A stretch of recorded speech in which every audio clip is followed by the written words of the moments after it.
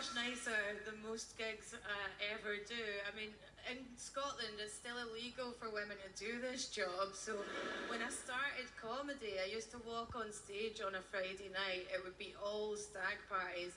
And I would say people would work out I was a woman very early on. And I could see the disappointment in their faces. I would walk on stage and all the guys would just fold their arms, devastated, as if to go, why is the stripper talking? I went to Belfast for a gig. Now, I love going to Northern Ireland because as a young person, it's the only way I can truly experience what the 70s was like. And I got a taxi to the show, and the taxi driver asked what my job was. I stupidly told the truth. I said I'm a comedian, and he went, a female comedian? I was like, yes, I'm aware they're illegal here too in the state of Gilead. Then he said, the funny thing is in Northern Ireland, all our females are comedians. I was like, I know, mate. My favourite one is the character actor you have in your country who appears to be a butch lesbian masquerading as a straight woman in charge of the DUP, the most homophobic political party in the UK. I mean, Jesus Christ, Arlene, come out already. If you don't know who the DUP are, they're a Northern Irish political party. They hate women and gay people, yet they're run by a stone butch lesbian who doesn't seem to know it yet.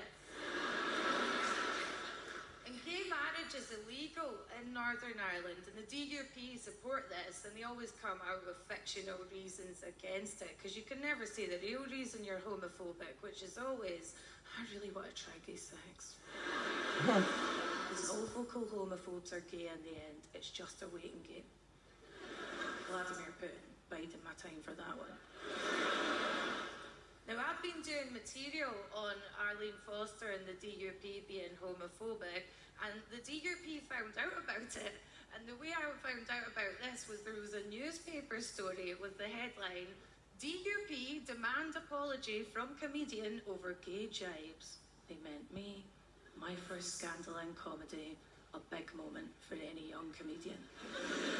Now, my agent, who I've said I'd be on good behaviour for, he was like, do not go on social media and say anything to the DUP. Stay off Twitter and Facebook. I was like, Chris, can I have one tweet? Just one tweet. He went, fine, you can have one tweet. I went on Twitter. I was like, I will apologise to Arlene Foster as soon as she licks my vag and looks disgusted.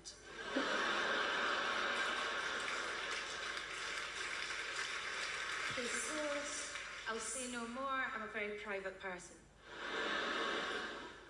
Really annoyed me though, because the way I found out about the story was a guy tweeted me. A guy had read my stand-up routine in the newspaper. Always the best way to experience live comedy.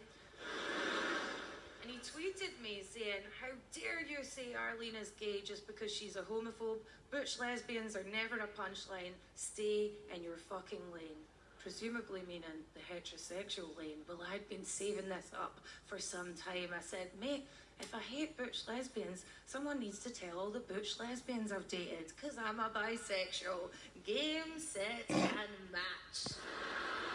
I hate saying I'm a bisexual, right? Because I know people either hate us or they don't believe in us, but I love winning arguments on Twitter. So that was how I came out as a bisexual.